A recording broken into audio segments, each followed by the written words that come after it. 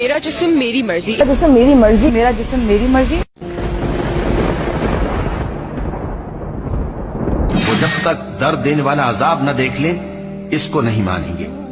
وہ عذاب ان پر ناگہاں آ واقع ہوگا اور انہیں خبر بھی نہ ہوگی۔ اس وقت کہیں گے کیا ہمیں مہلت ملے گی؟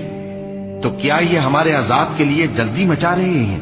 بھلا دیکھو تو اگر ہم ان کو برسوں فائدے دیتے رہیں پھر ان پر وہ عذاب آ واقع ہو جس کا ان سے وعدہ کیا جاتا ہے تو جو فائدے یہ اٹھاتے رہے ان کے کس کام آئیں گے؟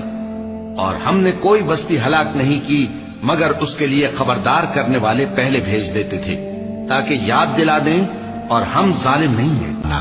اے پیغمبر صلی اللہ علیہ وآلہ وسلم اپنی بیویوں اور بیٹیوں اور مسلمانوں کی عورتوں سے کہہ دو کہ باہر نکلا کریں تو اپنے چہروں پر چادر لٹکا کر گھونگھٹ نکال لیا کریں۔